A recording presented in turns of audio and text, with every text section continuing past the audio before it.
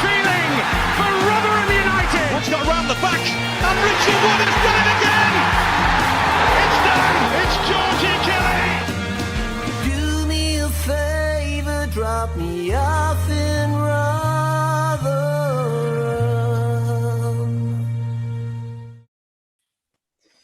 Good evening, all. Good evening. Don't expect to hear my voice quite as often as we do, but a bit like Rotherham, Matt has left, and hopefully, unlike Rotherham United, I'm a little bit better in his stead. So yeah, welcome back, Mick. How are you?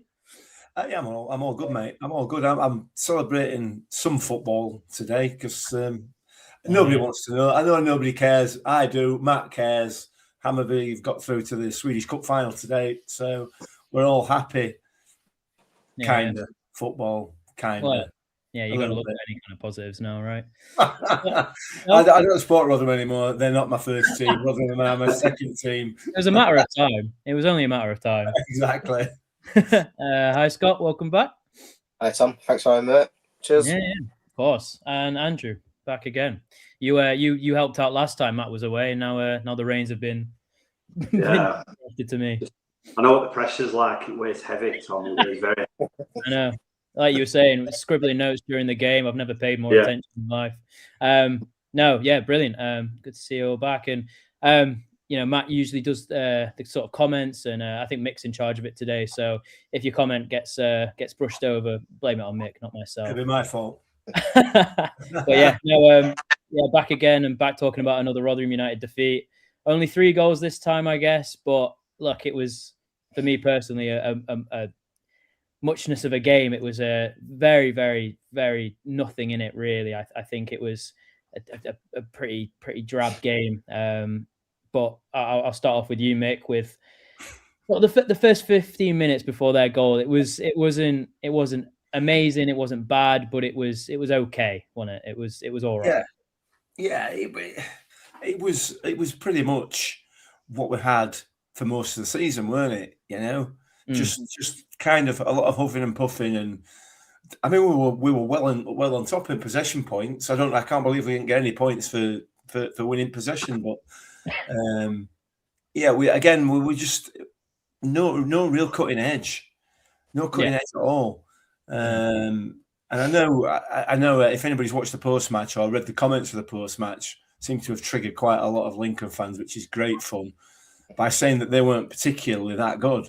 They're not a great footballing side, but they do it incredibly well. They're fast, they're aggressive, they play the ball over the top constantly, and they've been really, really successful at it, and I'm really pleased for them. But they're not a great footballing side by any stretch of the imagination, and you could tell that if we were winning possession, but we didn't create anything, did we? Again, no. You can see what happens, I guess, when you run hard. It's what we've been asking for all season. And then the goal, Scott. It was, for me personally, a lot of ball watching. I know Ted Cairns are big at fault for this, but a lot of ball watching. Baptiste loses his man, and Jules is kind of playing them all onside in the box. But yeah, just shows how soft we are again. Well, yeah, that were it. I mean, first 10, 15 minutes, you're thinking we're doing all right here, but just the way the season's gone, you were thinking first time they get in, we kind of know what's going to come here. And like you said, there were a lot of ball watching. I've watched it. Well, it showed the replay a few times, and I've watched it back again, and I can't believe how kind of pedestrian we are. It's kind of just simple 1-2 rounds, and then Baptiste. I think Baptiste has been dragged into the kind of right back position because Rafter's followed the winger onto the touchline.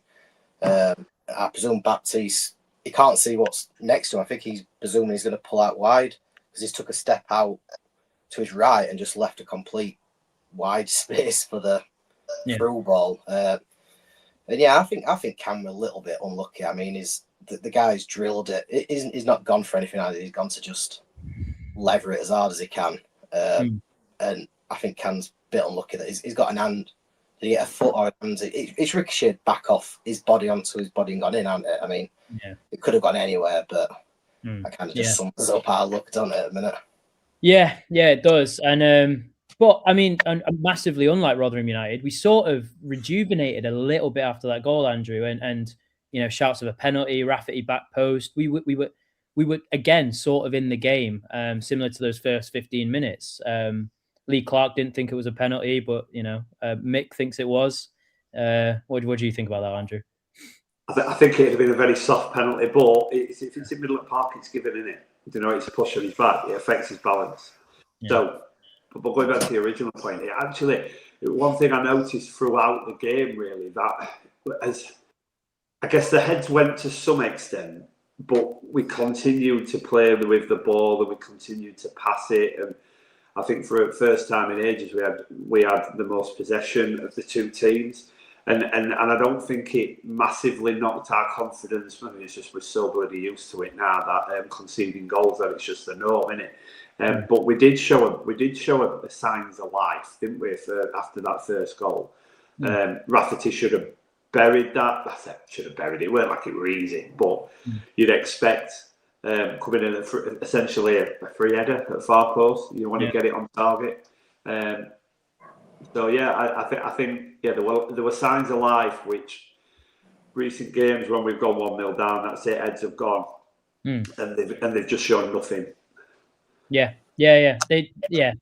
definitely still lack that kind of clinical aspect, and that kind of came to fruition with their second goal, Mick. I mean, that goal reminded me of a quintessential Paul Warne goal, and we spoke about it a lot, what they did, and the amount of times I was speaking to my dad about it when it went in, the amount of times that the ball kind of goes square to Barlasser and he pings it over the top first time to Benny to run through and put it in the box. It literally, that's how easy it is. You know, that's how simple it is. And again, another soft goal to concede. Yeah, it is, and you're absolutely right. And again, this is what I was saying with Lincoln. They do the basics and the simple stuff incredibly well, so well. They're so efficient with it, and that's a perfect example of it. But again, you know, you talked about the first goal. It hits Ted Can, could have gone anywhere, but it went in back at net. That one, that finish, it's Joe Rafferty. It could have gone anywhere, but it doesn't. It goes in top corner, you know, or whatever. It's disappointing. The defending is disappointing because it should have been cut out source. But I don't know. I'm not going to blame luck. It's not about luck. But there is none. There is absolutely zero when it comes to zero luck that goes our way. Because, like I say, on any other day, either of those two goals would have gone. You know, first one ricocheted out for a corner, and second one again ricochets out for a corner. Yeah, but it doesn't. But we've got to stop. Well, so we've got to stop. It's getting a bit late for it now, isn't it? But we need to be. We can't be allowing balls into those sorts of areas, and when they do come into those areas, we've got to deal with them, and instead of being as static as we are. Yeah, definitely. Yeah, and it's made a kind of to compound this sort of misery. There was it went from bad to worse with that third goal. Again, another cross into the box. Again, not defended well, Scott. I mean, you know, like Mick said, it's they do the basics so well, and you get punished for it. Yeah, I think somebody said it. I think you've just alluded to it earlier. They just look like a Paul Warne team. They do stuff so well. Like the basics get running hard into your face, and you know, your luck will come. But yeah, I mean, that third goal, I've watched it a few times, and I can't even work out. I think does Kelly block it, and it ricochets into. I don't know if it ricochets into the Lincoln player or Nombe and falls back perfectly for whoever scored that goal. But yeah, and I mean, at that stage, with that in like the 45th minute or something, you're thinking 3-0 at half time. This could be this could open the floodgates. I'm so sure we'll get on to second half, but yeah, I think it were harsh 3-0. I don't really think they were that much in the first half, to be fair. I think they just did the basics a lot better than us, and you know, I suppose you make your own luck, don't you? That's what the saying is. Yeah, no, I agree. I don't think there was much in it. I think I think it was like I said at the start, much of a muchness. They took their 3 chances, and then they didn't have to get out of second gear after that, I don't think, and that was kind of what the second half was, wasn't it, Andrew? It was sort of a, us attacking and then defending really well. There's little cutting edge in this team at the minute, is there? I think. I mean, they have very solid backline, quite a big team, aren't they? Sonny Bradley is an experienced centre back, does the basics very, very well, and they do the basics very, very well. And like you said, the game was won at half time, so they just had to come out and just kind of see the game through. No daft. They weren't going to push for a fourth as such. If it came to them, they'd take it, but they weren't going to push for it, because if they did, then they might lose space, and then, well, any normal team might be able to find that space and create something, but we did very little. But we did okay with the ball. I thought Baptiste grew into the game in the second half. I don't think he was great first half, but grew into the game, and I thought we kept the ball quite well without ever. I can't even think if we actually created anything in the second half.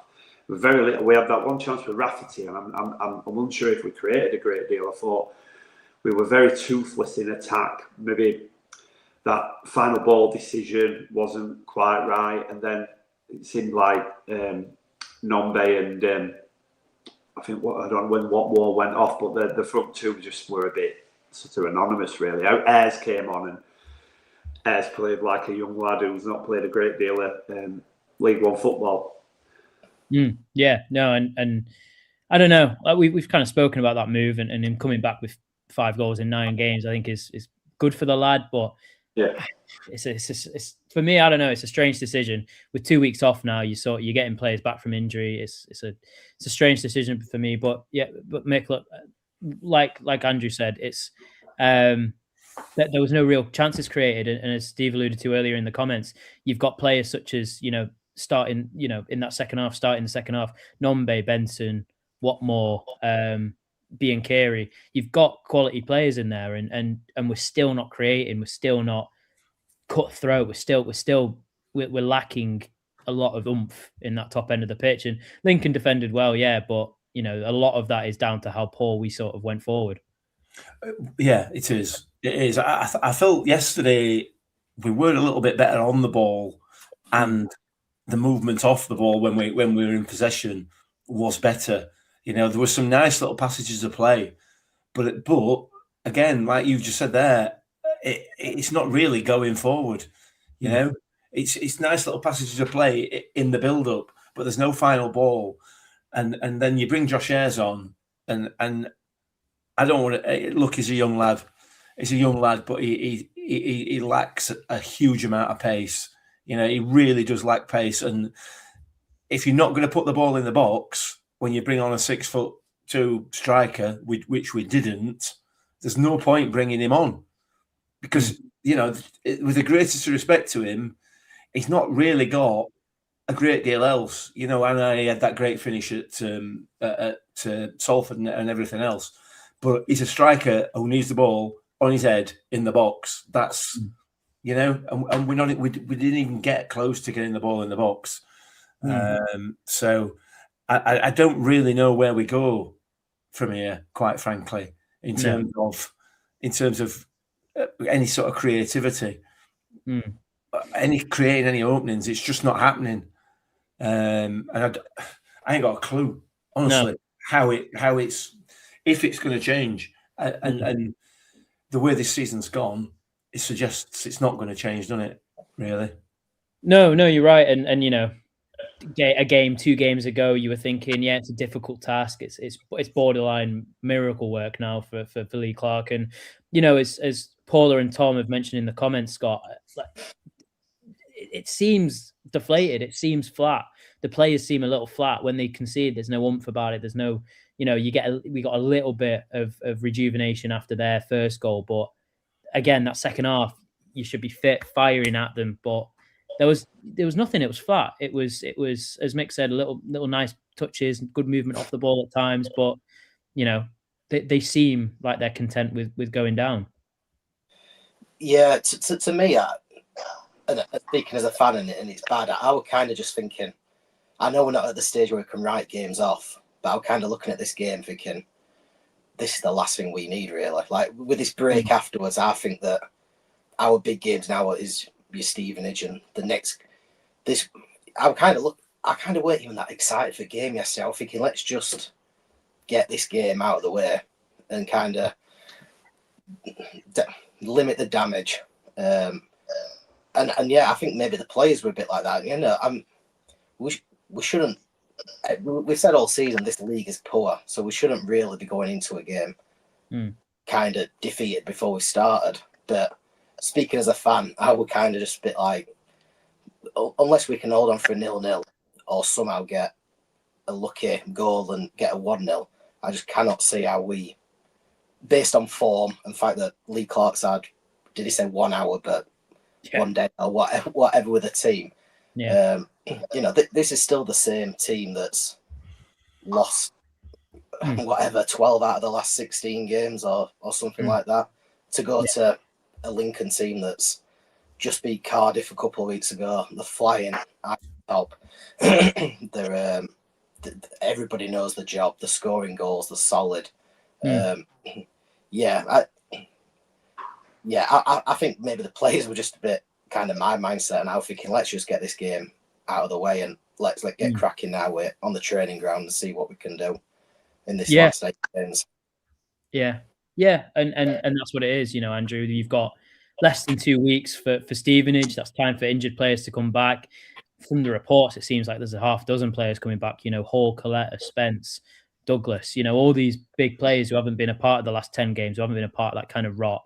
And as Scott alluded to there's only been one. You know, Clark's had 1 hour with them. So what can you do really in that 1 hour? But you know, in these 2 weeks, what are you kind of? We'll talk about it closer to the time, obviously. But what needs to happen between now and Stevenage? You know, that's a team for me that looks like it's down and out already. I think from 1 hour's worth of training, we saw sort of like green shoots. I've been asking for green shoots for quite a while this season, and we've not really had them. But there were green shoots. We went to, like Scott just said there, it was. I think I put on Twitter, a free hit. It felt like a free hit for me because we were playing the team at the top of the league. I know we were desperate for points, but nobody expected us to get anything out of it. So 1 hour's worth of training, we saw small positives that came from that game. What we need to see now in them 2 weeks is Lee Clark getting them on the training pitch, albeit with the same coaching staff, but he'll have a different sort of ethos that he will try to implement, and they will have to deliver that. So for these 2 weeks, it's getting those players back. I think Hall's been a massive miss because we've had to play Rafferty in that position, and Rafferty has been a great servant. I say a great servant, as it, because we've been terrible ever since he's been captain. But the past few games, he has been really poor. He's been very, very poor. He seems out of position all the time. So getting Hall, and if we can get Hall back in that position, or even a bit further forward and playing him in a right wing position, he's going to make a massive difference. So I think getting these players back, getting them on the training pitch, getting some sort of style of play and getting some tactical now sorted, then we might see some positives. But we've got to win 5 games. Got 4 home games, I think, left, and then we've got. I think we were looking. 4 home games. If we win all them and win against Port Vale, then we might stay up. But that's 4 games out of 8. 5 games out of 8. There's no chance. I think it'll be an escape of Warnock proportions if we stay up. Yeah. No, I agree, and I think that Friday Monday is huge now, isn't it? Against two winnable games, and if you win Friday, you win Monday. You never know. You go into that Barnsley game with a bit more optimism, and who knows? But yeah, I mean, speaking of positives, Mick, I'm going to touch on your I assume player of the season. You know, Jamal Baptiste playing in a different kind of role, but you know, proof that kids who are good at football excel in every kind of position. Huh? Yeah, he does, doesn't he? He is without a doubt. Already my player of the season, and I don't think anybody's going to usurp that by it. Unless somebody comes along and scores hat-trick every game. He's a quality footballer, isn't he? Absolute quality, the lad. And you move him out of position and he just looks like he's been there all his life. He was very, very good yesterday. So it is a bright spark. Unfortunately, he's not one of our bright sparks, is he? Yeah, it's very true.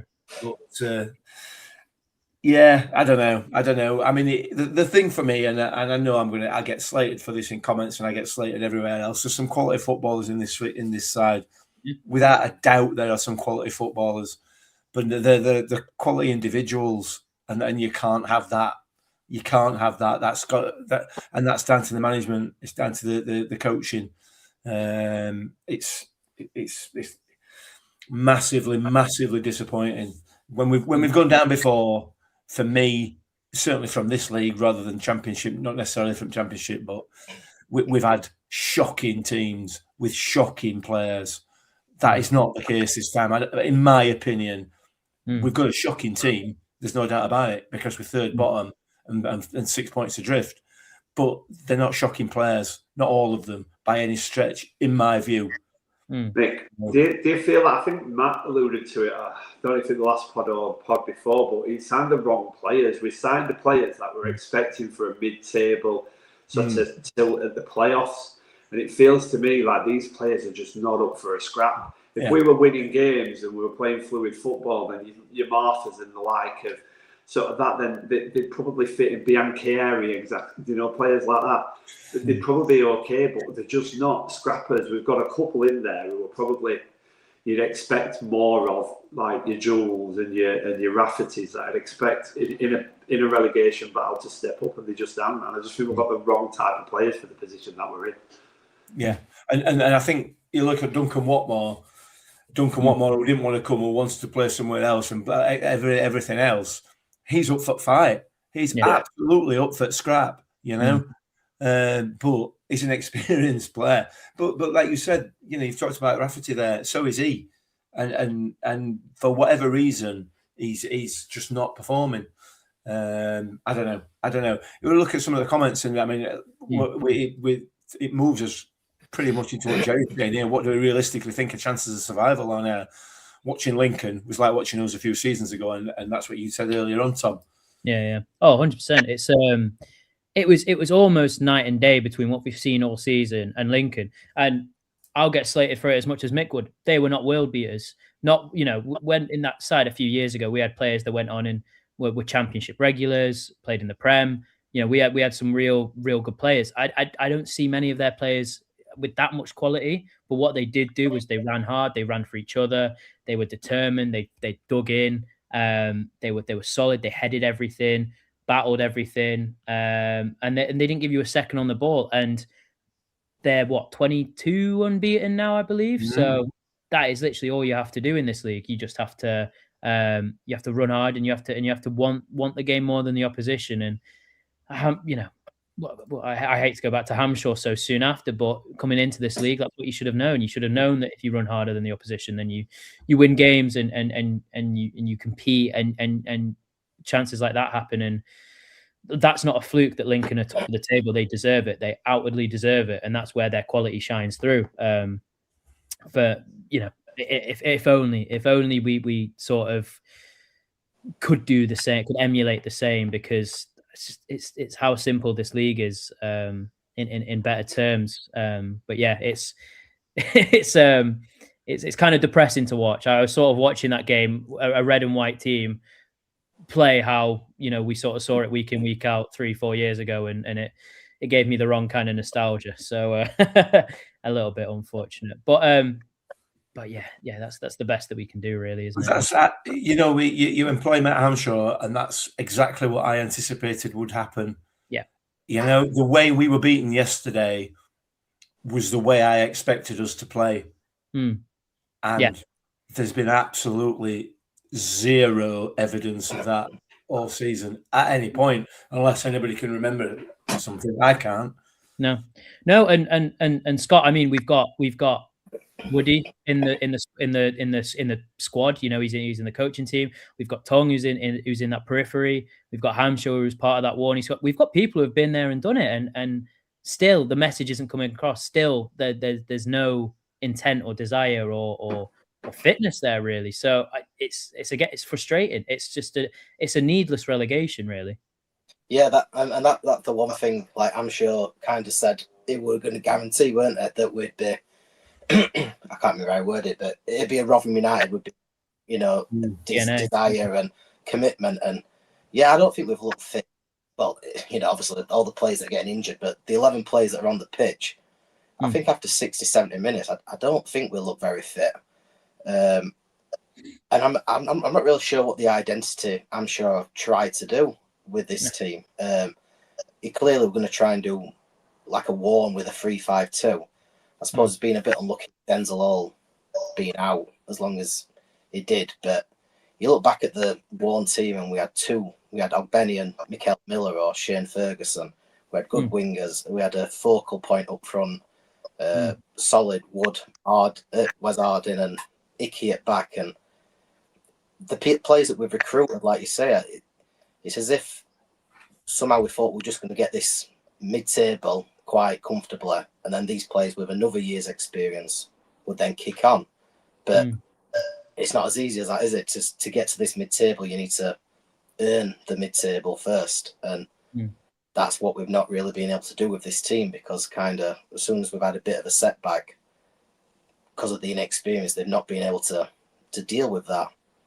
It feels like we got a little bit confused or Hampshire got a little bit confused in what he was doing. Yeah. What he was doing, in the sense that, that's what he was aiming for. Exactly what Scott's talked about there. That's exactly what he was aiming at. But we've brought in all young players. Virtually everybody that's been brought in is inexperienced, certainly at this level. Some at any level professionally, as opposed to a mix of players.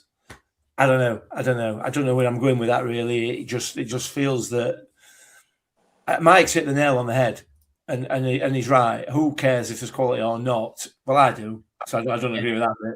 But there's no fight in the team, and there isn't. And for him, it's a betrayal of what the club's meant to represent. It's a betrayal of what Matt Hampshire promised that he would bring to the team as well, which is the fight, battle, desire, but everything that we had previously, prior to Matt Taylor coming in. Yeah, in my view. Yeah, and Taylor was the sort of catalyst that sort of kind of started this transition into more footballing style of play. Who likes footballing style of play? Get me a team like Lincoln anytime. Who play that sort of football? I'd enjoy it every week. So I'm just going to say this is what I know. You got the interview with Paul Douglas and Smith next week, and I feel like when we got born, we kind of they keep saying about this. We'll sign younger players, develop them, sell them. That's the kind of model, which I kind of agree with. Obviously, you need to get some experience in. But when Warren went, we got Taylor, and it was kind of we could stay up, and we threw the kind of budget at Hugel and Sean Morrison and Peltier just to stay up. But then that summer, what I'm trying to get is there seems to be no structure. It seems to be every manager comes in, they can kind of dictate their own, rather than what we're being told is the club sets the structure and the manager has to fit into that. Because, like I said, Taylor went down the experience route. Liam Richardson, he only got a window. Steve Evans comes in, he signs experienced players. But there were no plan. We signed a Clark Harris and we had Jordan Hugel. We had no wingers. I don't know what he expected to do. We had no assets, and then we've gone completely the opposite way. This time it seems to be kind of one extreme to another, and kind of manager led, with not the club saying this is what we want to do, and you kind of fit into how we want to run the club. It's going to be interesting when we speak to them on next week, because for me, and I've said this many times, and I don't know what everybody else thinks, but the catalyst for this relegation is Tony Stewart's apparent refusal to keep Paul Warne on. That for me is the catalyst, because we got Matt Taylor, as you've talked about there, Tom, who are trying to completely change the whole culture of the football club. And he was never ever going to be given the finances and budget to do that. So that all went belly up. You can forget Liam Richardson because he wasn't here for long enough to do anything. Steve Evans came in and again tried to change back the whole culture of the football club and failed. And Matt Hamshaw's come in and tried to change the whole culture of the football club and failed. And the common denominator in this is what happens above them. So these are questions that I was going to say need to be answered, should be answered. In reality, whether they will be answered is another matter entirely. They'll be asked, but whether or not we get an answer is another matter. Yeah. A lot of successful football clubs have this sort of like ethos, don't they, that run through them. You know, like when you look at the way Barcelona play football, and they've always played the same style of football: quick passing, get it into the box. Take your time, get it into the box. Arsenal, all right, they were different under George Graham. Then when Wenger came in, but even like they've just built on what they've had previously, and they've changed because football's evolved. Man United have struggled with that because Man United had Ferguson, and then they've had so many different managers, and they've tried to change the style, Amorim, and they've had to get people like Solskjaer or Carrick to bring a bit of success back because they understand the football club. And that's what we've had wrong, is all our teams that have always done well. So it's like your Ronnies, we've always played with wingers. Do you know what I mean? We've always played with wingers, and then recently, and I know it's as simple as that, but we never get it into the box. Like Scott mentioned, we signed Johnson Clark-Harris, never got balls into the box. This year we're playing with two full-backs and two wing-backs who've got a combined age of 70 odd. Do you know what I mean? And they can't do what we're asking them to do. I mean, James does a great job in trying. I mean, he was poor yesterday, he couldn't beat the man, but he has got an ability to whip crosses into the box. But then we haven't got the type of forwards who are going to get on end of crosses either. We ain't got a Michael Smith. Do you know what I mean? So we don't ever seem to play to our strengths. And if you notice, like yesterday, I think Nombe's been terrible recently, but Nombe were having to come back into midfield to try and get ball. They were trying to play. You know when Harry Kane does it for England? Yeah. Munich. He was like a sort of pound shot version of Harry Kane. Do you know what I mean? Coming back into midfield and trying to make stuff happen because he weren't getting the ball.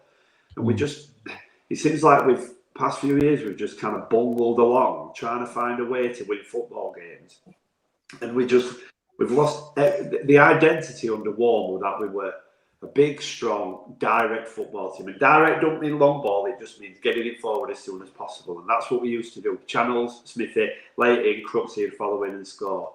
And we just haven't had anything like that. And we've lost everything that was good under Warney. It happened in months, not over years. This has been the culmination of it, but it started and it already changed within the first few months. And this is just a culmination of it. I mean, we literally ended up back where we started when Tony Stewart took us over. Yeah, no, definitely. And it's we've spoken a lot here about recruitment and how it's been so sort of not what you need for this league and for this position. But I'll come to you on this, Mick. Do you see this team? You know, do you see Clark getting anything out of this team that can resemble a Warnside, that can resemble anything that you can sort of get oomph out of, get any, clutching at straws, granted, but is there, as Andrew mentioned before, some green shoots that you've seen? I don't know. I hope so, but then I hope that I'm sure it'd get us playing some decent football, playing to players' strengths. He wasn't able to do that. Let's stick with that. Wasn't able to do that. I don't subscribe to this point of view. I've starred one of Mike's comments about saying we're way past miracle territory at the moment. We're not. And I couldn't disagree with that more. You know, we've got 24 points to play for, and we're 6 behind. So that is not the case. I accept all the history that's gone before this season, but we've now got a new manager. Maybe he can do it because the quality is there. I keep saying it. In my view, the quality is there, but there are more. It's more than just about quality, isn't it? It's about mentality, and I don't know whether the mentality is there. Whether it's all been a bit too much for some of these younger players, and whether they're just. I don't think any of them have checked out. I don't buy that argument either, quite frankly. These are professional footballers. That's not. I'd be amazed if any of them have, but certainly not all of them, without a doubt. So it's possible. It's doable.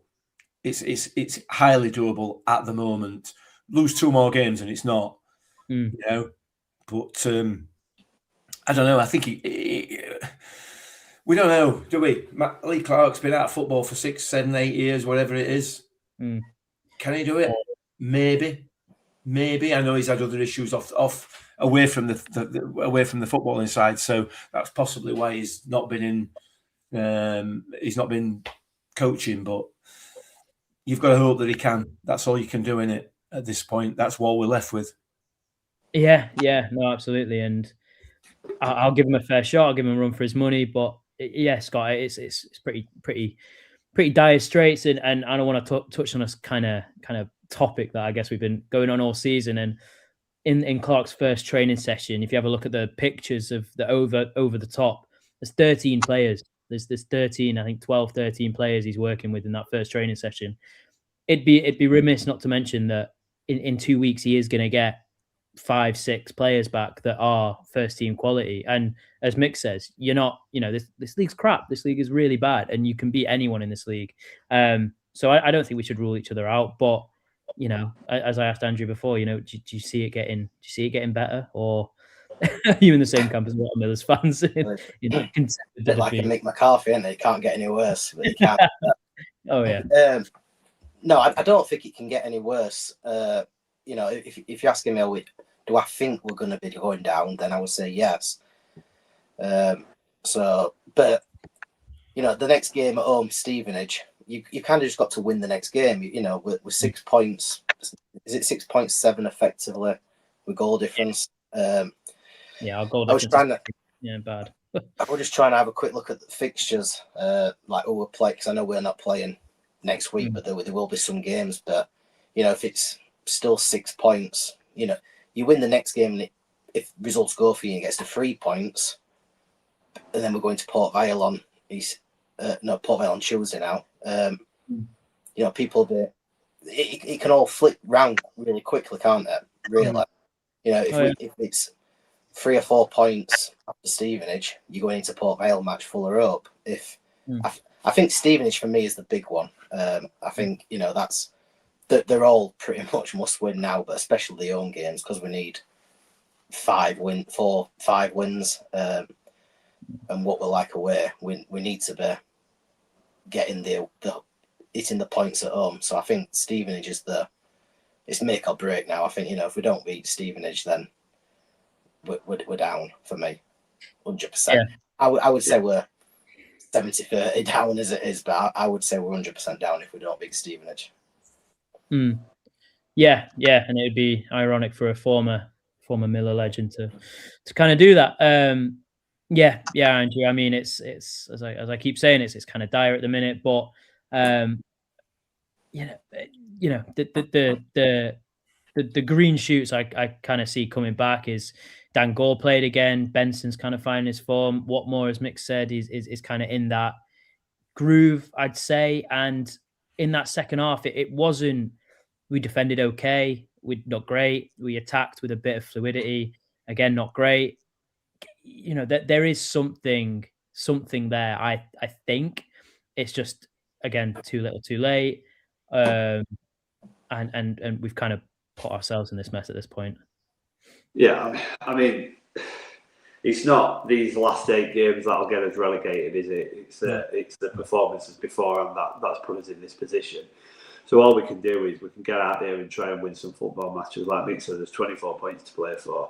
We start with 3 against Stevenage on Saturday, and like Scott says, if some of the teams above us haven't not a week on Friday, haven't won, then that turns to 3, essentially 4 points, and you just never know. There are players coming back, like big players as well, and then we've had a ridiculous amount of injuries this year. But like Scott mentioned earlier on, like we get to 60 minutes and we're already knackered. So whether there's something not right, when you're physically knackered at 60 minutes, that's when your injuries come. So you're already exhausted. So whether that's down to Ross Burberry or whatever, we're not fit enough, just full stop. Injuries on the pitch. So these players coming back bring us a bit of impetus because we're going to start, hopefully we start Denzel, we start Coletta. These players who can have an impact, especially Hall, Coletta, hit and miss. So we're going to Stevenage on Good Friday with, I guess, hope, and then that if we lose that, it's pretty much done because then I just can't see how we get out of it. But if we win it, then we go to Port Vale on the Tuesday. I might even go. I'm actually off work that day, so I might actually go to Port Vale on Tuesday night. But yeah, and I've not had much success away from it. I did go to Barnsley. We won 1-0 at Barnsley, so yeah. That's it. Yeah, well, and you know, saying that, sold out Lincoln away end. There's absolutely no discrediting the away support. There's still people going to games. As Jay says in the comments there, this is where the club needs to really get on the back of the manager, of the club. You know, get New York rocking again for what, you know, as Scott said, the biggest game of the season. You know, as we mentioned, as you mentioned, Andrew, like, you know, what's been is gone, and that's why we're in this situation. These 8 games aren't gonna relegate us. Well, they will theoretically, but you know, these 8 games aren't the be all and end. You know, get it rocking again. You know, 1,000 Lincoln going to Lincoln is 1,000, you know, 800 more than I thought was going to go. You know, Mick, it's sort of, you know, as I'm constantly saying, I'm in London, so I'm scarcely at New York Stadium, but you know, New York Stadium with a full atmosphere behind the manager is a different kind of beast. Yeah, absolutely. I'm just trying to look at the comments here. Jay's mentioned it, and absolutely great idea. Be proactive. Get to Stevenage tickets for a tenner. Get Lee Clark all the social media. Get some publicity out there and fill the stadium. Yeah, you know, I would argue, you know, if you fill that stadium and they get behind the team will raise the game. Well, of course they will. I mean, that's a stupid comment. Of course they will. You know, I get fully why the stadium's been as quiet and dismal as it's been all season. 100%. But it's not helped the situation. It's not caused the situation in any way. But it's certainly not helped it, has it? You know. So yeah, let's get behind them and do our little bit. Yeah. Well, not to mention names, but there's a certain 2 individuals meeting with the COO on sometime next week. So can always be. May well be on the agenda. May well be on the agenda, but there are other more longer term issues that we could do with some answers to as supporters. I think. Yeah. Strap in for a bumper episode, I'm sure. Which reminds me, if you do have any questions that you want asking, the email address is there, running across the bottom of the screen. rufcpod@gmail.com. Send the questions in. We'll see what we can do. Obviously, we've only got a finite amount of time, and we've got loads and loads of questions already. But I'm sure there'll be a lot of crossover. So, but if you've got anything, whatever it is, just drop us an email, and we'll include it. Yeah. Like the Fiverr chat. Yeah, Scott. I mean,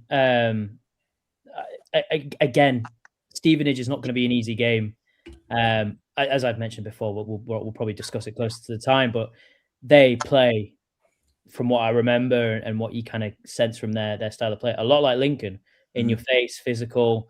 By all means, you know, not a fantastic quality side, but get results because of how hard they work, and that's, again, as I mentioned, a compliment. I'm jealous of it. So it's not going to be an easy game. No, I was going to say the team that springs to mind with Stevenage is Wickham for some reason, and I might be really doing Stevenage badly, but I'm trying to just think off the top of my head the games over, like it was Stevenage last season when Dylan Phillips got beaten with his arms up in air. When it was, that was last away game of the season, I believe. They've all just seemed really boring, terrible matches, a bit like when we play Wickham. And they are the kind of teams that do tend to struggle with, that kind of do the basics really well and just don't give you a sniff, just get it up into that. Because, I mean, we lost so many long balls yesterday as well. I thought they kept hitting that diagonal, and James and Rafferty, I think because we're playing a 4-3-3, they were pressing high on the fullback. Lincoln's fullbacks were coming high as well. So they were kind of going on, they were an overload on the wings every time. But then whenever they went to the big man up top for Lincoln, he won the header every time. I'm just guessing Stevenage have got a big man. I don't actually know that. But they are the teams I think we tend to struggle against. I mean, we struggled against everybody, aren't we, this season? Everybody's beat us. So I'm talking rubbish, to be fair. But historically, even when we're doing well, you know, you kind of Wickhams and things like that, were they always the team that kind of were our undoing. But we're going to have to find a way around it, because it's pretty much do or die, isn't it, on that game? Yeah, absolutely. And to kind of quote the RUFC, full of beasts. They just have beasts in their squad consistently. You know, I think we've lost Andrew here for me, but yeah, Mick. I mean, look, we've got such a soft underbelly with how we operate, and for me, that centre half partnership of Jules and Agbert, it's not doing it for me. It's look, Lenny started so well, as many definitely thought he was going to be sort of find of the season. Got injured against Cardiff, hasn't really recovered since then, in all honesty. And Jules, for how imposing he is, well, seems, I should say, he isn't. You know, he's a big physical lad, doesn't really impose himself on games. And that's kind of what we've struggled with all season. We've just had quite a soft underbelly. Yeah, we have. I think Lenny is a younger player, and he's always got. We always knew his experience would show.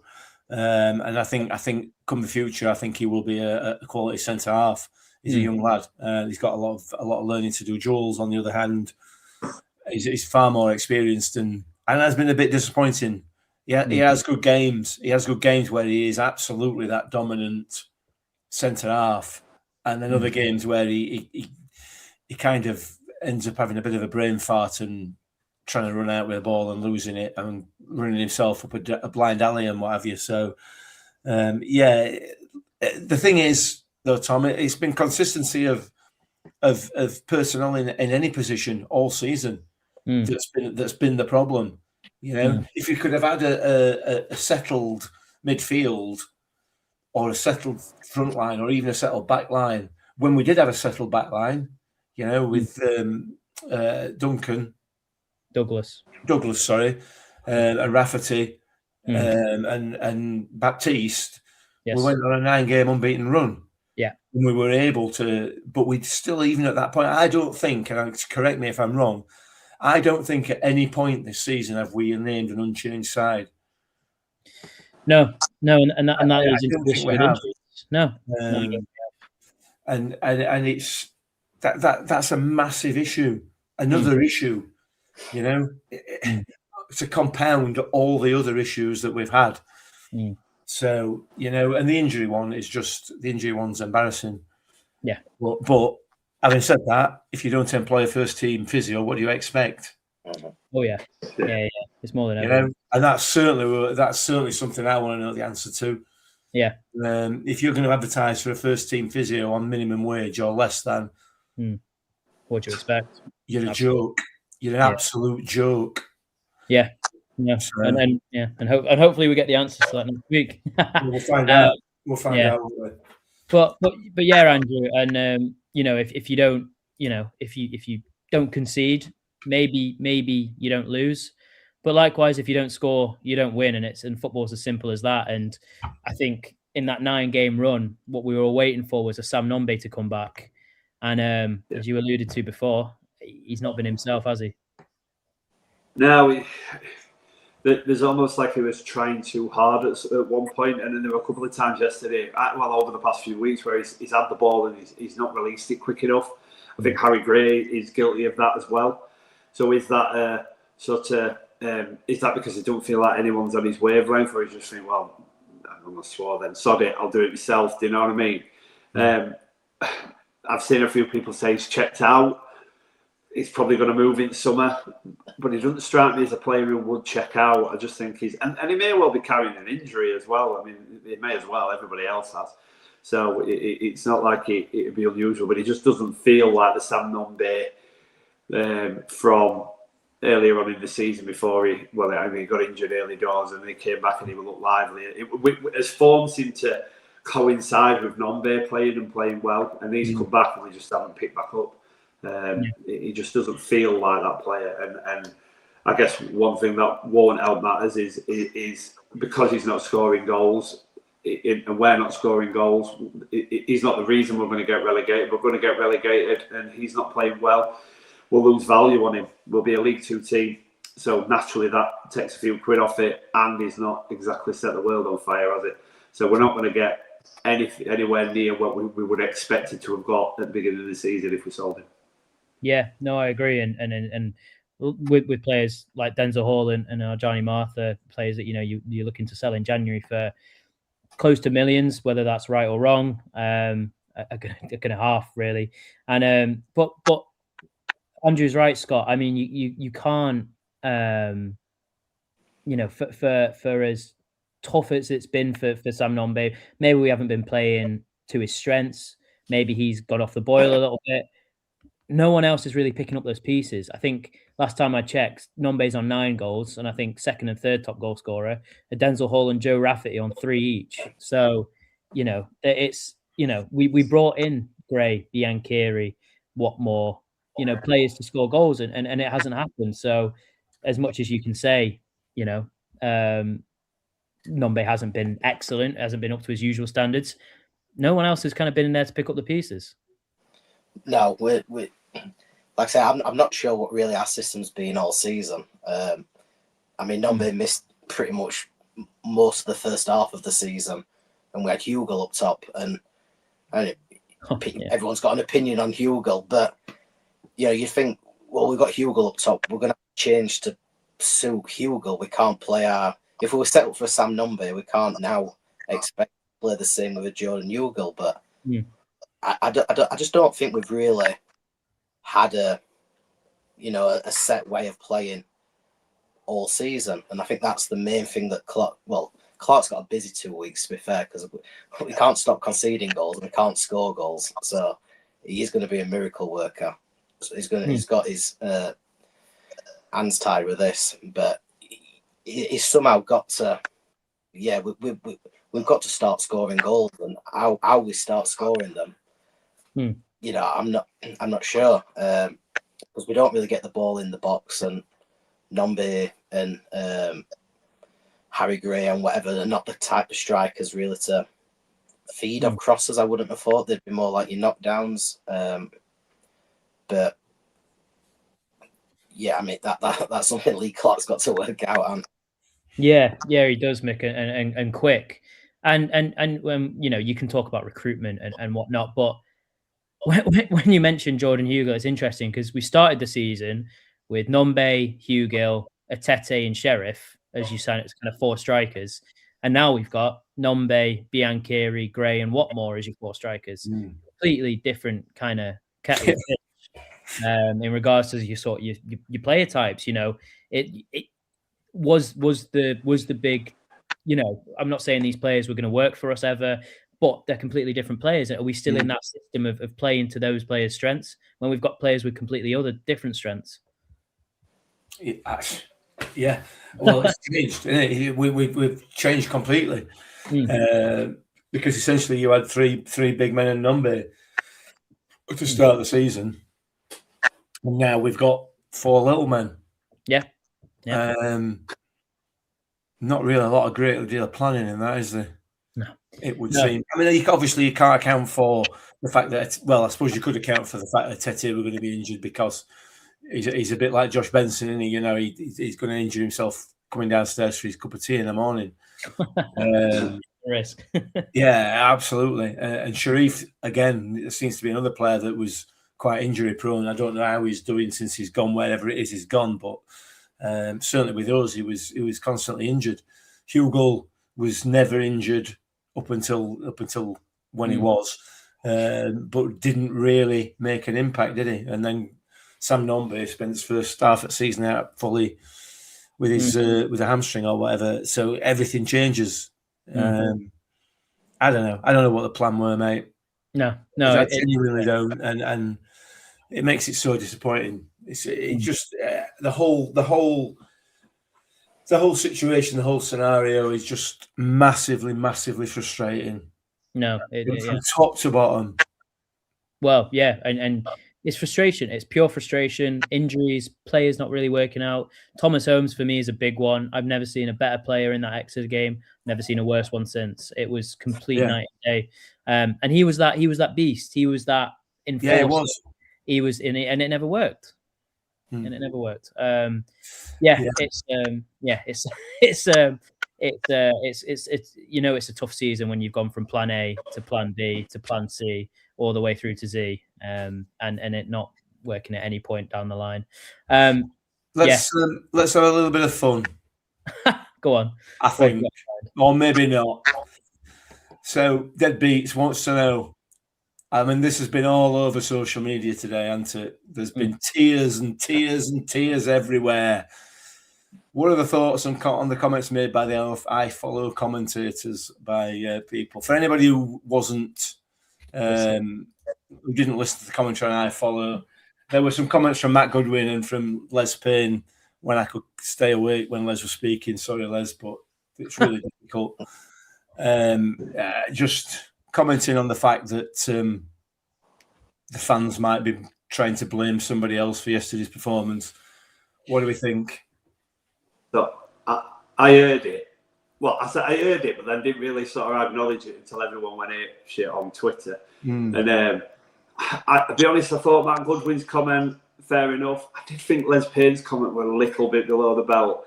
Now, I've got a mate who was there, was really quite calm. He never swears. And I saw him swearing on Twitter. Maybe he'd had a drink.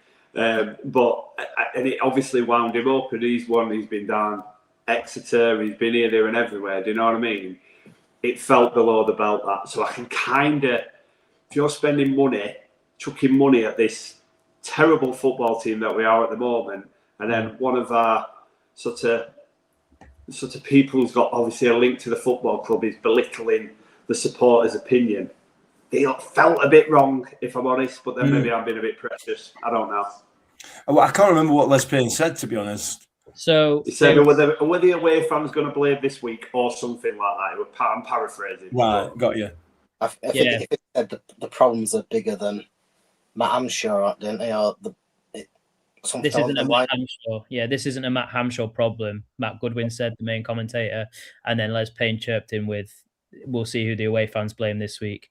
And then he doubled down a few minutes later and said, "Not conceded whilst playing three at the back. Who would have thought?" Which got me a little bit riled up again. That's after I calmed down after the first one. I agree with Andrew. It was unnecessary. It was a jab, and it was at fans who, look, this podcast has been very pro Hamshaw a lot of the season. When it got really bad, that's when I say Mick has been very pro Hamshaw all season.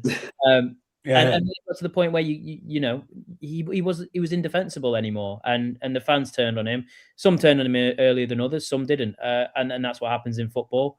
But to kind of go the away fans, it was a tongue in cheek comment. It wasn't meant with any malice, I don't believe. I just think it was such an unnecessary comment to make, and something that could have easily been, different. And especially when we've gone through the situation of sacking the manager in the week, and this is New Gaffer's first role. If this was last game of the season and it was the exact same, maybe that jibe hits a little less. But for me personally, it wasn't good. It wasn't good from Les, unfortunately. Let me play devil's advocate here, because I'm not really. I'll be honest with you. I'm not really sure that I give a toss. Quite frankly, I'm not really sure that I care. No. But playing devil's advocate, what we're doing here then is we are getting annoyed and frustrated with somebody for having a pop at supporters who are having a pop at the manager. And then when I say having a pop at them, I mean being violent, absolutely disgustingly abusive at the manager. So what I mean, He's got an opinion. I think and he's got a platform to voice it on, as have we, as have the supporters, I guess, from the when we're out there on the terraces. You've got the platform to do it. So all he's doing is expressing a different opinion. Yeah, that's all. Yeah. So that's what I think is what I think. I don't really know, if I'm honest, but no, I see that. I see that. I think I think it's probably the problem as a fan base. I don't think. All right, social media makes a massive difference. So I could say I don't think we've ever been as divided as we are, but in the social media age, I guess. But everybody's having a dig at each other. So whether it's us as a podcast, another podcast, fans on Twitter having a go at each other, then people who work for the club having a dig at the supporters everybody's at each other, and that happens when you're in a crisis kind of thing. Everybody looks to somebody to blame. But so it's always going to get jumped on more. You look at what's happening, like as soon as, not to get too political, but somebody else says something, a Labour MP says something, they'll dive on it straight away. Farage will say something, they'll dive on it straight away. So it's like we're just in this culture where people just look for a negative and then jump on it. But as a supporter base and a football club, we've never been so divided. And going back to Paul Warne, and I know people love to call this we're all Warne lovers and stuff, but Warne had this club together where he had this thing about if you saw a Rotherham player in Tesco's in town, go up and speak to him. Just don't feel like that's there at the moment. You feel like they'd run off if they saw somebody coming towards them. Yeah. And I just think the club is so divided, and this is just a part of that. Yeah, I think Rob's commented here that Evans got it far worse than Hampshire, so cut that crap out. Does that make it all right then? Because one manager got worse than another is utterly irrelevant. You know, you can't. My point here is ultimately, if you won, not you personally, Rob or anybody else, as supporters we're going to verbally abuse the players or verbally abuse the manager or verbally abuse the whoever, don't cry when you get it back, or don't cry when another supporter has a different opinion to you. Surely that's just life. I don't know. I'm just throwing that out there. I don't know. Two wrongs don't make a right, didn't it? No, they don't. They don't. But my point is, if you and I disagree on something, Andrew, that's how it is. That's life. Surely we don't. If you tell me I'm wrong, I'm not going to go and cry and sulk in a corner or take to social media. Whatever. Yeah. I think there's. I've had my opinion and vocalised my opinion on X, on Hampshire, and other people at the football club and players. Yeah. And I might have been a little bit harsh on Evans, and I might have made a comment about his size. I'm not exactly a small lad myself, but I might have done that.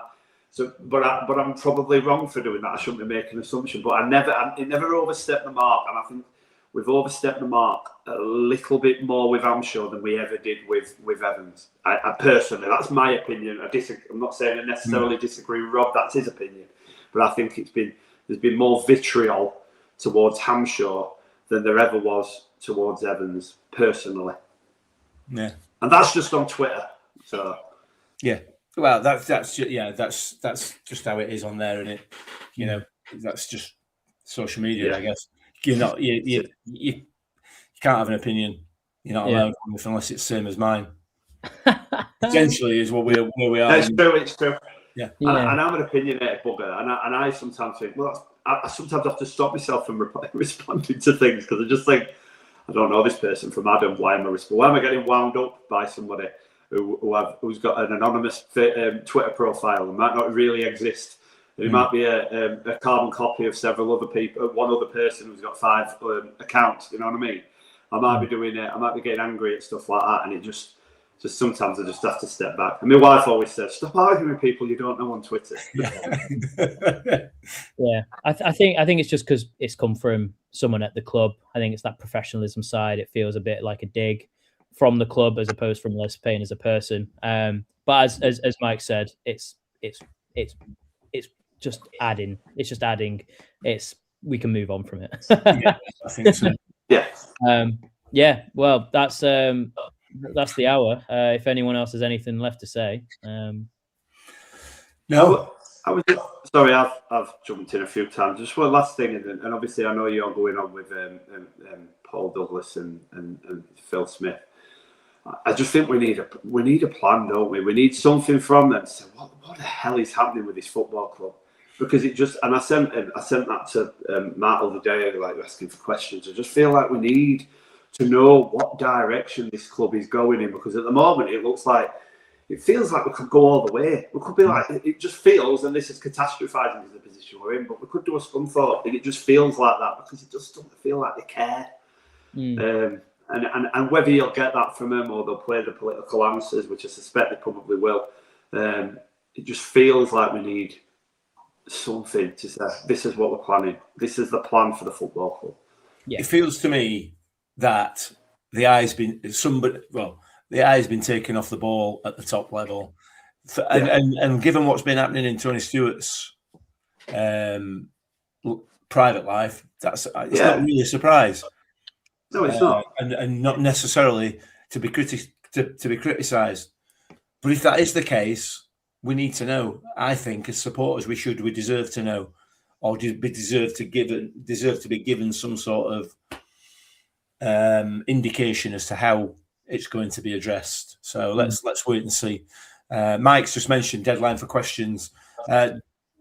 Tuesday, we could do them by back end of Monday, early Tuesday, if possible. So.